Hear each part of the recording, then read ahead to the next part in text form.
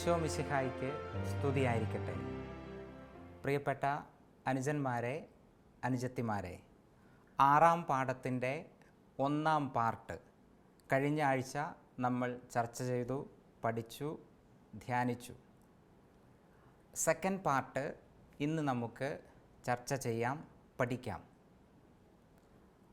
1-ാം പാർട്ടിൽ നമ്മൾ കണ്ടത് ദൈവിക വെളിപാട് രക്ഷാകര പദ്ധതിയിലെ വിവിധ ഘട്ടങ്ങളിലൂടെയാണ് വെളിപ്പെട്ടത്. സൃഷ്ടിയിലൂടെ, വിവിധ സന്ദേശവാഹകരിലൂടെ, യേശുക്രിസ്തുവിലൂടെ, തിരുസഭയിലൂടെ. അങ്ങനെ സഭയിൽ വിശുദ്ധ ഗ്രന്ഥം ജന്മമെടുക്കുന്നതും നമ്മൾ കണ്ടു. വിശുദ്ധ ഗ്രന്ഥത്തിൻ്റെ വിഭജനം വരെ നമ്മൾ കണ്ടു.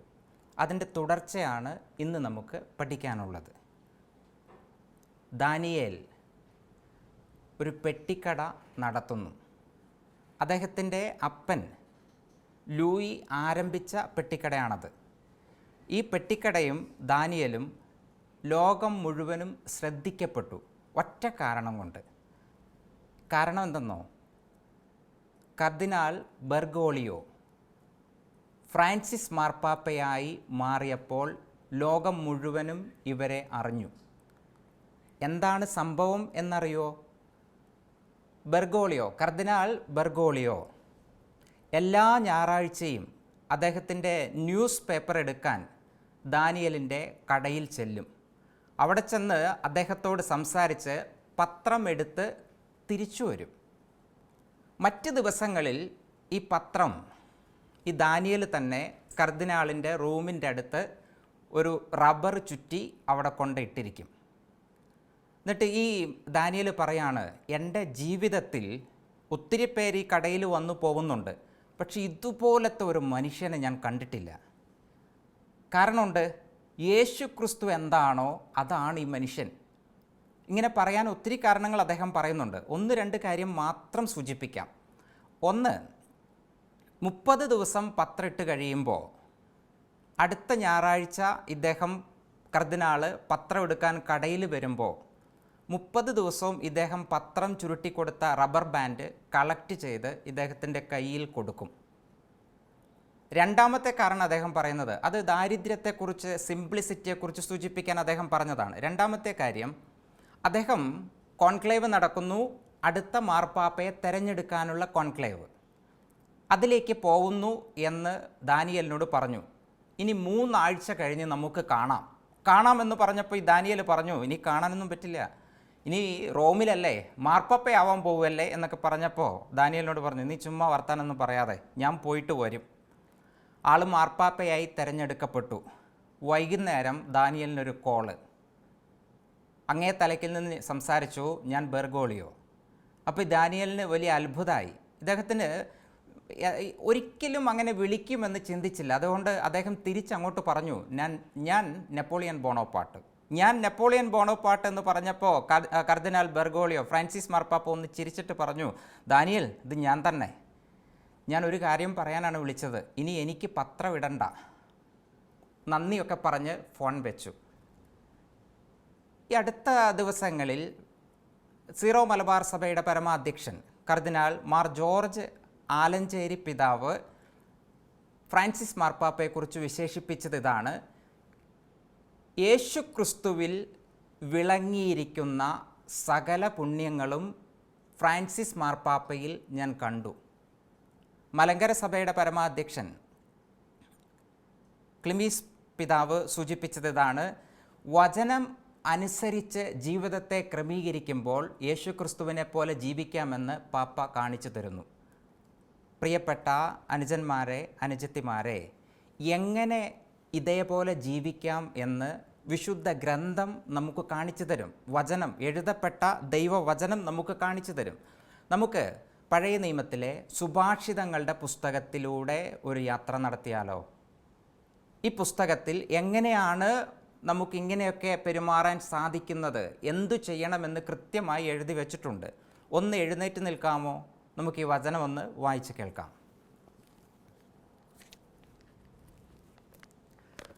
സുഭാഷിതങ്ങളുടെ പുസ്തകം അധ്യായം 4 10 മുതൽ 13 വരെയുള്ള തിരുവചനങ്ങൾ. മകനെ, എൻ്റെ വാക്ക് നിൻ്റെ ഹൃദയത്തിൽ പതിയട്ടെ, അപ്പോൾ നിനക്ക് ദീർഘായുസ്സുണ്ടാകും. ഞാൻ ജ്ഞാനത്തിൻ്റെ വഴി നിന്നെ പഠിപ്പിച്ചു, സത്യസന്ധതയുടെ പാതകളിൽ നിന്നെ നയിച്ചു. നടക്കുമ്പോൾ നിൻ്റെ കാലിടറുകയില്ല, ഓടുമ്പോൾ വീഴുകയുമില്ല. എൻ്റെ ഉപദേശം മുറുകെ പിടിക്കുക, അത് കൈവിടരുത്.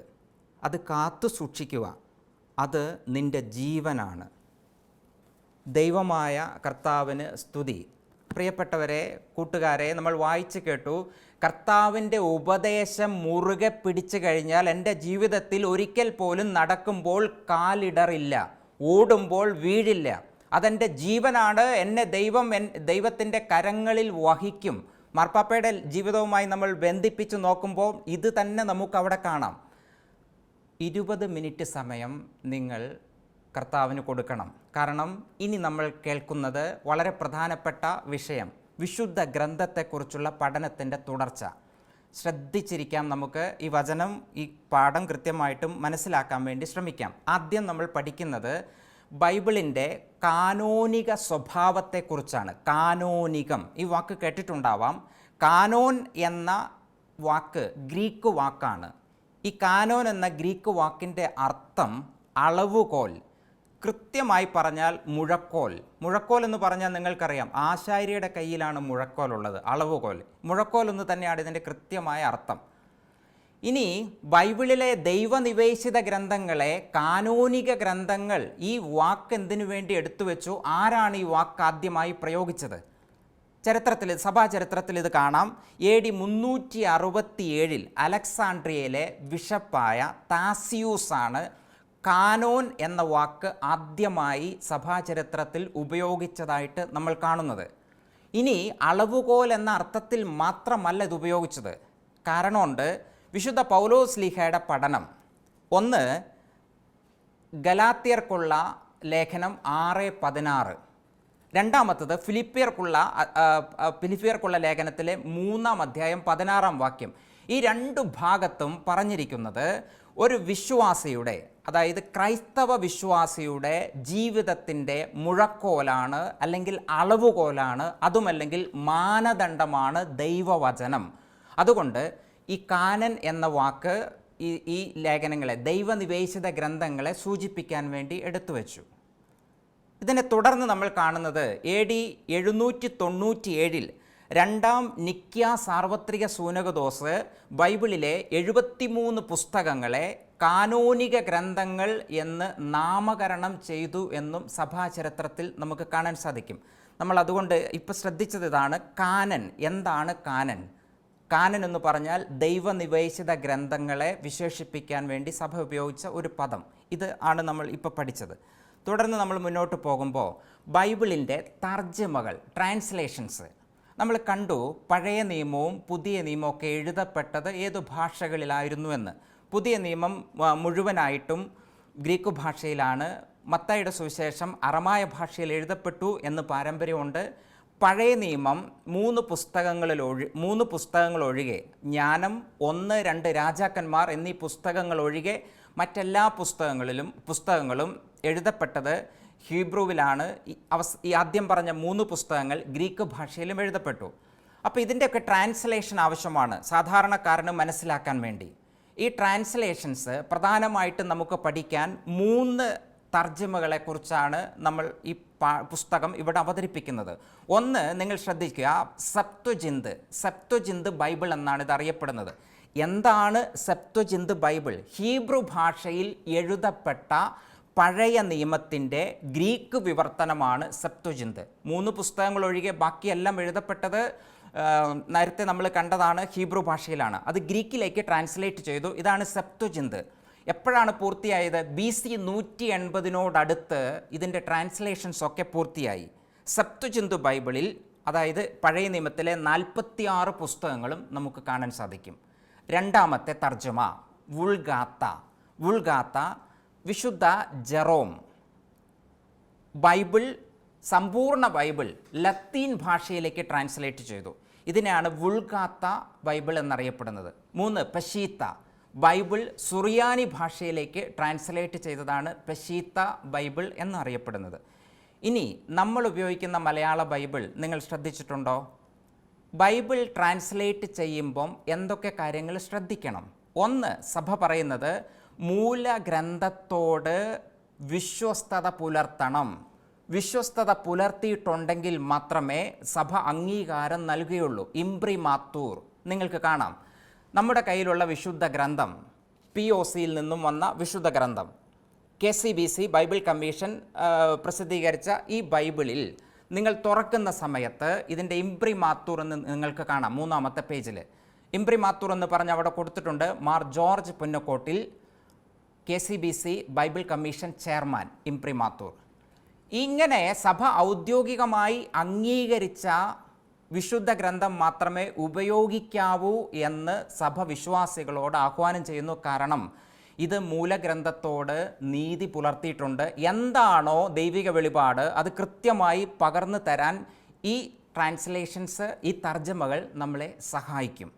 അടുത്തൊരു ടോപ്പിക്കിലേക്ക് പോവാം. ദൈവനിവേശിത ഗ്രന്ഥമാണ് ബൈബിൾ. ദൈവനിവേശിതം എന്താണ്? ദൈവനിവേശിത ഗ്രന്ഥങ്ങൾ അല്ലെങ്കിൽ ദൈവനിവേശനം എന്ന് പറഞ്ഞാൽ എന്താണ്? വളരെ സിമ്പിളാണ്.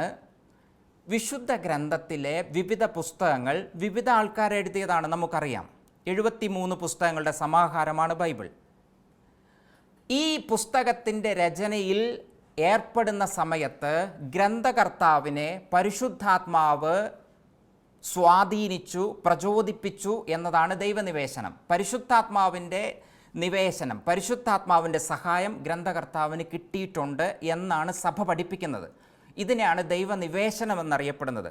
കത്തോലിക്ക സഭ ദൈവനിവേശനത്തെക്കുറിച്ച് 4 കാര്യങ്ങൾ കൃത്യമായി നമ്മെ പഠിപ്പിക്കുന്നുണ്ട്.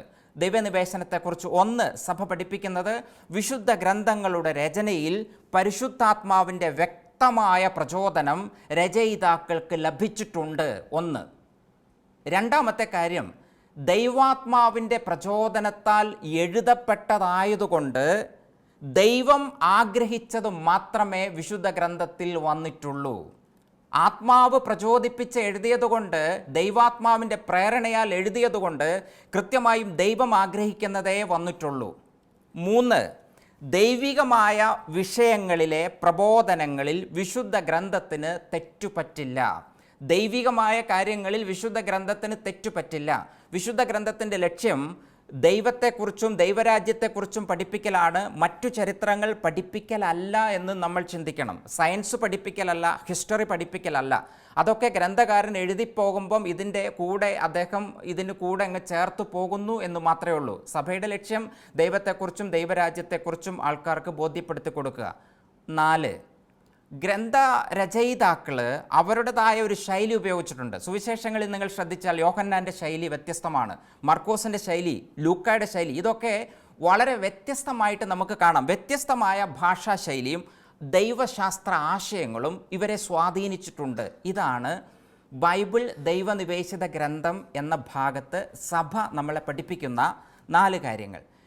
ഈ ദൈവനിവേശനത്തെക്കുറിച്ച് ലയോ 13 മാർപ്പാപ്പ സർവപരിപാലകനായ ദൈവം എന്ന അപ്പസ്തോലിക ലേഖനത്തിലൂടെ നമ്മളോട് പറയുന്നത് ഇതാണ്. അപ്പസ്തോലിക ലേഖനത്തിലൂടെ സർവപരിപാലകനായ ദൈവം എന്ന അപ്പസ്തോലിക ലേഖനം മാർപ്പാപ്പ പറഞ്ഞു തുടങ്ങുന്ന ഇങ്ങനെയാണ്: പരിശുദ്ധാത്മാവ് തൻ്റെ അതിസ്വാഭാവിക ശക്തിയാൽ വിശുദ്ധ ഗ്രന്ഥ രചയിതാക്കളെ പ്രചോദിപ്പിക്കുകയും പരിവർത്തനപ്പെടുത്തുകയും ദൈവാത്മാവിൻ്റെ നിയോഗങ്ങളെ കലർപ്പില്ലാതെയും കുറവുകൂടാതെയും മനസ്സിലാക്കാനും രേഖപ്പെടുത്താനും സഹായിക്കുകയും ചെയ്തിട്ടുണ്ട്. അതിനാൽ നിത്യസത്യങ്ങളടങ്ങിയ വിശുദ്ധ ഗ്രന്ഥത്തിൻ്റെ രചയിതാവ് ദൈവമാണെന്ന് വ്യക്തമായി പറയാം. വിശുദ്ധ ഗ്രന്ഥത്തിൻ്റെ രചയിതാവ് വ്യക്തമായിട്ട് പറയാം ദൈവമാണ്. കാരണം പരിശുദ്ധാത്മാവിൻ്റെ പ്രചോദനത്താൽ എഴുതപ്പെട്ടതാണ് എന്ന് മാർപ്പാപ്പ ഇവിടെ സൂചിപ്പിക്കുന്നു. തുടർന്ന് നമുക്ക് വിശുദ്ധ ഗ്രന്ഥത്തിൻ്റെ അർത്ഥങ്ങളാണ് ഇനി കണ്ടുപോകേണ്ടത്. വിശുദ്ധ ഗ്രന്ഥത്തിൻ്റെ അർത്ഥങ്ങൾ. ഒരു ആർട്ടിക്കിൾ കഴിഞ്ഞ ദിവസം വായിച്ചു, അത്ഭുതം തോന്നി. ഗുരുത്വാകർഷണ ബലം കണ്ടുപിടിച്ച ഐസക് ന്യൂട്ടനെ കുറിച്ചായിരുന്നു ഈ കുറിച്ചു വെച്ചതൊക്കെയും. ചാൾസ് ഹാംലി ഇദ്ദേഹം ഇത് എഴുതി വച്ചിരിക്കുന്നത് ഇങ്ങനെയാണ്: സയൻസിൻ്റെ മേഖലയിൽ അദ്ദേഹം പ്രവർത്തിച്ചതിൻ്റെ 4 ഇരട്ടിയിലേറെ തിയോളജിയിൽ, ദൈവശാസ്ത്ര മേഖലയിൽ ഇദ്ദേഹം പ്രവർത്തിച്ചിട്ടുണ്ട്. ഐസക് ന്യൂട്ടൺ പ്രവർത്തിച്ചിട്ടുണ്ട്. ഇത് ലോകം മനസ്സിലാക്കാൻ 2 നൂറ്റാണ്ട് കഴിഞ്ഞു. അത്രയും കാലം കഴിഞ്ഞിട്ടാണ് ലോകം മനസ്സിലാക്കുന്നത്. എന്നിട്ട് ഇദ്ദേഹം വീണ്ടും കുറിക്കുകയാണ്, പഴയ നിയമ പുസ്തകങ്ങളും പുതിയ നിയമ പുസ്തകങ്ങളും തുറന്നു വെച്ച് ഈ ബുദ്ധിമാനായ മനുഷ്യൻ ഓരോ വാക്കും എടുത്ത് പഠിച്ചതിന് ശേഷം എഴുതി. എന്നിട്ട് ഇദ്ദേഹം പറയാണ് 1.3 മില്യൺ വേർഡ്സ് വിശുദ്ധ ഗ്രന്ഥത്തെക്കുറിച്ച് ഇദ്ദേഹം എഴുതി വച്ചിട്ടുണ്ട്. വിശുദ്ധ ഗ്രന്ഥത്തെക്കുറിച്ച് ഈ പഠനങ്ങളൊക്കെയും വെളിച്ചത്ത് വന്നത് 1937 ശേഷമാണെന്നും ഇദ്ദേഹം സൂചിപ്പിക്കുന്നു. അപ്പോൾ ഈ ബൈബിളിൽ ഇരുന്ന് ജീവിതം ചെലവഴിച്ച ഐസക് ന്യൂട്ടനെ നമുക്ക് കാണാം. ഈ ബൈബിളിൻ്റെ അർത്ഥം മനസ്സിലാക്കണമെങ്കിൽ ന്യൂട്ടനെ പോലെ നമ്മൾ ഇരിക്കുന്ന സമയത്ത് എന്തൊക്കെ കാര്യങ്ങൾ ശ്രദ്ധിക്കണം? 5 കാര്യങ്ങൾ ശ്രദ്ധിക്കണമെന്നാണ് സഭ നമ്മളെ പഠിപ്പിക്കുന്നത് ബൈബിളിൻ്റെ അർത്ഥം മനസ്സിലാവണമെങ്കിൽ. 1, വാച്യാർത്ഥം, ലിറ്ററൽ സെൻസിലെടുക്കാം. ലിറ്ററൽ സെൻസ് നമുക്ക് പറയുമ്പോഴേ അറിയാം, വാക്കുകളിലൂടെ, സെൻറ്റൻസിലൂടെ അല്ലെങ്കിൽ വാക്യ വിശകലനത്തിലൂടെ നമുക്ക് ലഭിക്കുന്ന ഒരറിവ്. ഇതാണ് വാച്യാർത്ഥം എന്ന് പറയുന്നത്. വിശുദ്ധ ഗ്രന്ഥത്തിൻ്റെ മറ്റെല്ലാ അർത്ഥങ്ങളും ഈ വാച്യാർത്ഥത്തിൽ അധിഷ്ഠിതമാണ്. രണ്ടാമത്തെ നമുക്ക് എടുത്തു കഴിഞ്ഞാൽ ആധ്യാത്മിക അർത്ഥത്തിലെടുക്കാം. ആധ്യാത്മിക അർത്ഥം സ്പിരിച്വൽ സെൻസാണ്. സ്പിരിച്വൽ സെൻസ് എന്ന് പറയുന്നത് ഇത് പേര് സൂചിപ്പിക്കുന്നത് പോലെ തന്നെ എൻ്റെ ആത്മീയ ജീവിതത്തിന് ഉതകുന്നതൊക്കെ വിശുദ്ധ ഗ്രന്ഥത്തിൽ കൃത്യമായും കുറിച്ചു വെച്ചിട്ടുണ്ട്. എന്നെ പ്രചോദിപ്പിക്കുന്ന, എന്നെ ദൈവത്തിലേക്ക് അടുപ്പിക്കുന്ന ഒത്തിരി കാര്യങ്ങൾ വിശുദ്ധ ഗ്രന്ഥത്തിലെ സംഭവങ്ങളും അത്ഭുതങ്ങളും ഒക്കെ ആയിട്ട് നമുക്ക് കാണാം. അത് വായിച്ചു പോകുമ്പോൾ ആ സെൻസിലെടുക്കണം. എന്നെ ദൈവത്തിങ്കിലേക്ക് അടുപ്പിക്കുന്ന വാക്കുകളാണ് ഇതെന്ന് മനസ്സിലാക്കണം വിശ്വാസി. 3, പ്രതീകാത്മക അർത്ഥം, സിംബോളിക് സെൻസ്. പ്രതീകാത്മക അർത്ഥം എന്ന് പറയുന്നത് ഇതാണ്, ബൈബിളിലെ സംഭവങ്ങളെ ക്രിസ്തുവിനോട് ബന്ധപ്പെടുത്തി മനസ്സിലാക്കാൻ വേണ്ടി ശ്രമിക്കാം. ബൈബിളിലെ ഓരോ സംഭവങ്ങളും ക്രിസ്തുവിൻ്റെ ക്രിസ്തുവിൻ്റെ ലൈഫുമായി ചേർത്ത് വെച്ച് അല്ലെങ്കിൽ ബന്ധിപ്പിച്ച് മനസ്സിലാക്കാൻ ശ്രമിക്കുമ്പോൾ വിശ്വാസത്തിൽ കുറെ കൂടി ആഴപ്പെടാൻ പറ്റും. ഇത് പഴയ നിയമ പുസ്തകങ്ങളാണെങ്കിലും ക്രിസ്തുവിനോട് ബന്ധപ്പെടുത്തി മനസ്സിലാക്കാമെന്ന് പുസ്തകത്തിൽ പറയുന്നു. ഒറ്റ ഉദാഹരണമാണ് പറയുന്നത്. ഇസ്രായേൽക്കാർ ചെങ്കടൽ കടക്കുന്നത് യേശു ക്രിസ്തുവിൻ്റെ വിജയത്തിൻ്റെ അടയാളമായി പ്രതീകാത്മകമായി ചിന്തിക്കുന്നു. യേശു ക്രിസ്തുവിൻ്റെ വിജയം ഇതാണ്, കുരിശുമരണം, ഉത്ഥാനം. ഇനി തുടർന്ന് അതിനുശേഷം നടക്കുന്ന മാമോദിസ, വിശ്വാസികളുടെ മാമോദിസ. ഇത്തരത്തിൽ പഴയ നിയമ ഗ്രന്ഥങ്ങൾ വായിക്കുമ്പോഴും പ്രതീകാത്മക അർത്ഥത്തിൽ ഇങ്ങനെ ചിന്തിച്ചു പോവാൻ സാധ്യതകളുണ്ടെന്ന് സഭ പറയുന്നു. അടുത്തത് 4, ധാർമ്മിക അർത്ഥം, മോറൽ സെൻസ്. വിശുദ്ധ ഗ്രന്ഥത്തിലെ വചനങ്ങളും സംഭവങ്ങളും എല്ലാം ഒരു ധാർമ്മിക ജീവിതത്തിലേക്ക് ഏതൊരു വ്യക്തിയെയും നയിക്കുന്നതാണ്. വിശ്വാസിയെ മാത്രമല്ല, അവിശ്വാസിയായ ആളെപ്പോലും വിശുദ്ധ ഗ്രന്ഥം വായിച്ചു കഴിയുമ്പം ഒരു മോറൽ ലൈഫ്, ഒരു മൊറാലിറ്റി അവൻ്റെ ലൈഫിലേക്ക് കടന്നു വരും. മൊറാലിറ്റി അല്ലെങ്കിൽ ധാർമ്മികത ലൈഫിലേക്ക് കടന്നു വരുമ്പം മാത്രമേ മനുഷ്യനാവൂ. ധാർമ്മികത മനുഷ്യൻ്റെ ജീവിതത്തിൽ നിന്നും എപ്പോൾ പടിയിറങ്ങിപ്പോകുന്നോ ആ സമയം മുതൽ അവൻ മൃഗത്തെക്കാൾ അധപതിക്കും. ചുറ്റുപാടും നടക്കുന്ന സംഭവങ്ങളൊക്കെ ഇതിൻ്റെ നേർക്കാഴ്ച തന്നെയാണല്ലോ. 5, സനാതന അർത്ഥം, അനഗോജിക്കൽ സെൻസ്. സനാതന അർത്ഥം എന്ന് പറഞ്ഞാൽ മനുഷ്യൻ ഈ ലോകത്ത് തീർത്ഥയാത്ര നടത്തുന്നവനാണ്. ഈ യാത്രയുടെ ആത്യന്തികമായ ലക്ഷ്യം സ്വർഗമാണ്.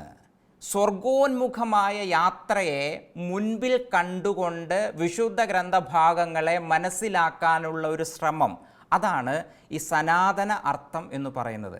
ഈ 5 തരത്തിൽ വിശുദ്ധ ഗ്രന്ഥങ്ങളെ മനസ്സിലാക്കാൻ വേണ്ടി ശ്രമിക്കണം വായിച്ചു പോകുമ്പോൾ. അങ്ങനെ മനസ്സിലാക്കുമ്പോഴാണ് കൃത്യമായിട്ടും വിശുദ്ധ ഗ്രന്ഥത്തിൽ അധിഷ്ഠിതമായ ഒരു ജീവിതം നയിച്ച് എനിക്ക് മുന്നോട്ട് പോവാൻ സാധിക്കത്തുള്ളൂ എന്ന് കത്തോലിക്ക സഭ നമ്മളെ പഠിപ്പിക്കുന്നു. സഭ ഈ 5 കാര്യങ്ങൾ കുറിച്ചു വച്ചിരിക്കുന്നത് കത്തോലിക്ക സഭയുടെ മതബോധന ഗ്രന്ഥം 114 മുതൽ 118 വരെയുള്ള നമ്പറുകളിലാണ്. തുടർന്ന് ഇതിൻ്റെ അടുത്തൊരു ഭാഗത്തേക്ക് നമുക്ക് യാത്ര ചെയ്താലോ? ബൈബിൾ വ്യാഖ്യാനം.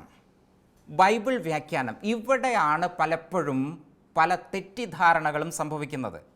പെന്തക്കോസ്ത് സഭാവിഭാഗങ്ങൾ ബൈബിൾ വ്യാഖ്യാനത്തിലൂടെ പലപ്പോഴും നമ്മളുടെ അടുത്തേക്ക് വരുന്ന ആൾക്കാർ വ്യാഖ്യാനിച്ച് നമ്മളെ തെറ്റിദ്ധരിപ്പിക്കും.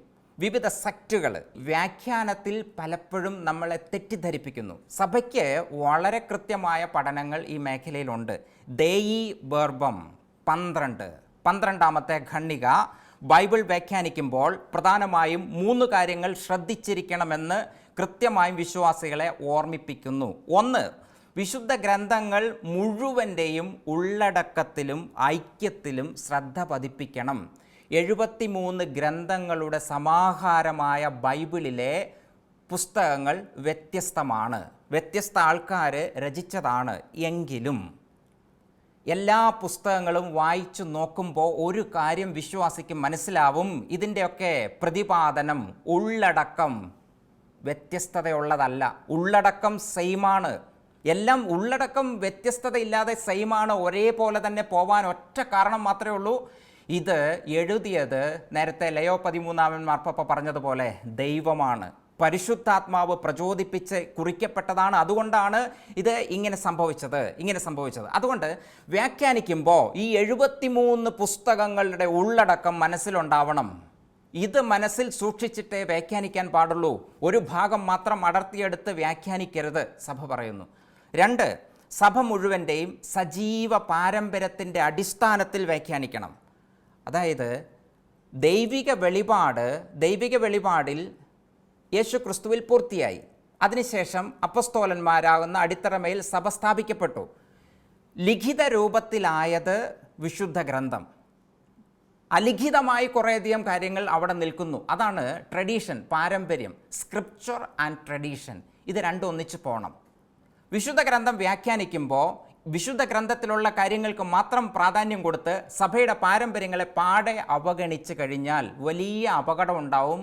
കാരണം സഭയുടെ ഹൃദയത്തിലാണ് വിശുദ്ധ ഗ്രന്ഥം രചിക്കപ്പെട്ടത്. ഇത് രണ്ടും ഒന്നിച്ചു പോയില്ലെങ്കിൽ വ്യാഖ്യാനത്തിൽ അപകടങ്ങൾ സംഭവിക്കും. 3, ക്രൈസ്തവ വിശ്വാസ പ്രബോധനങ്ങളുടെ അടിസ്ഥാനത്തിൽ വ്യാഖ്യാനിക്കണം. വിശ്വാസ സത്യങ്ങൾ, വിശ്വാസ പ്രമാണം നമ്മൾ ഏറ്റുചൊല്ലുന്ന സമയത്ത് 12 വിശ്വാസ സത്യങ്ങൾ നമ്മൾ ചൊല്ലുന്നുണ്ട്. ഈ വിശ്വാസ സത്യങ്ങൾക്ക് വിരുദ്ധമായ കാര്യങ്ങൾ വ്യാഖ്യാനത്തിൽ വരാൻ പാടില്ല. സഭയുടെ മജസ്റ്റീരിയം, സഭയുടെ പഠനം, പ്രബോധനം, ഇതിന് വിരുദ്ധമായ കാര്യങ്ങൾ വ്യാഖ്യാനത്തിൽ ഉണ്ടാവാൻ പാടില്ല. ഇതാണ് സഭ വ്യാഖ്യാനത്തെക്കുറിച്ച് നമ്മളോട് പറയുന്നത്. അവസാനമായി ബെനഡിക്റ്റ് 16 മാർപ്പാപ്പയുടെ വാക്കുകൾ ശ്രദ്ധിക്കാം. വിശുദ്ധ ലിഖിതങ്ങൾ വർത്തമാനകാലത്ത് നമ്മോട് സംസാരിക്കുന്നു, നമ്മെ പ്രകാശിപ്പിക്കുന്നു, ജീവിക്കേണ്ടത് എങ്ങനെയെന്ന് കാണിച്ചു തരുന്നു, നമ്മെ സമാധാനത്തിലേക്ക് നയിക്കുന്നു. പ്രിയപ്പെട്ട അനുജന്മാരെ, അനുജത്തിമാരെ, മനസ്സിലാക്കാം. ഫ്രാൻസിസ് മാർപ്പാപ്പയിലൂടെ നമ്മൾ തുടങ്ങി. ഇതുപോലെ എനിക്കും ജീവിക്കണമെങ്കിൽ എൻ്റെ ജീവിതത്തിൻ്റെ അളവുകോലായി വിശുദ്ധ ഗ്രന്ഥത്തെ മാറ്റാൻ എനിക്ക് സാധിക്കണം. സഭയോട് ചേർന്ന് നിൽക്കാം, സഭയുടെ വ്യാഖ്യാനത്തിൽ ശ്രദ്ധിക്കാം, വിശുദ്ധ ഗ്രന്ഥത്തെക്കുറിച്ച് കൂടുതൽ പഠിക്കാനുള്ള ശ്രമങ്ങൾ നമുക്ക് നടത്താം. എല്ലാ ദിവസവും വിശുദ്ധ ഗ്രന്ഥം വായിച്ച് ജീവിതം ആരംഭിക്കാം എന്ന് നമുക്ക് തീരുമാനമെടുക്കാം. അത് നിങ്ങളുടെ ശീലമായി മാറട്ടെ എന്ന് മാത്രം പ്രാർത്ഥിക്കുന്നു. ഒരു നിമിഷം പ്രാർത്ഥിക്കാം. കർത്താവായ ഈശോയെ, അങ്ങ് ജീവിച്ചതുപോലെ, അങ്ങ് പിതാവിൻ്റെ പ്രബോധനങ്ങൾക്കനുസരിച്ച് ജീവിതത്തെ ചിട്ടപ്പെടുത്തിയതുപോലെ വിശുദ്ധ ഗ്രന്ഥം ഞങ്ങളുടെ ജീവിതത്തിൻ്റെ മാനദണ്ഡമായി സ്വീകരിക്കാൻ, വിശുദ്ധ ഗ്രന്ഥം ഞങ്ങളുടെ ജീവിതത്തിൻ്റെ മുഴക്കോലായി സ്വീകരിക്കാൻ ഞങ്ങളെ ഓരോരുത്തരെയും ശക്തിപ്പെടുത്തണമേ. അങ്ങയുടെ ആത്മാവിനെ അയച്ച് ഞങ്ങളെ വഴി നടത്തണമേ. നിത്യം പിതാവും പുത്രനും പരിശുദ്ധാത്മാവുമായ സർവേശ്വര എന്നേക്കും ആമേൻ. 3 ചോദ്യങ്ങളുടെ ഉത്തരവും ചർച്ചയ്ക്കുള്ള 2ാമത്തെ ചോദ്യത്തിൻ്റെ ഉത്തരവും കണ്ടെത്താൻ മറക്കരുത്. എഴുതണം, വാട്സാപ്പ് ചെയ്ത് കൊടുക്കണം എന്ന് സ്നേഹത്തോടെ ഓർമ്മിപ്പിക്കുന്നു. ഈ ആഴ്ച നമുക്ക് ചിന്തിക്കാൻ, ധ്യാനിക്കാൻ ഒരു വചനം തരുന്നു. സുഭാഷിതങ്ങളുടെ പുസ്തകം 4-ാം അധ്യായം 10-ാമത്തെ തിരുവചനം. മകനെ, എൻ്റെ വാക്ക് നിൻ്റെ ഹൃദയത്തിൽ പതിയട്ടെ, അപ്പോൾ നിനക്ക് ദീർഘായുസ്സുണ്ടാവും. ധ്യാനിക്കാം ഈ ഒരാഴ്ച. ദൈവം അനുഗ്രഹിക്കട്ടെ. ഈശോ മിശിഹായ്ക്ക് സ്തുതിയായിരിക്കട്ടെ.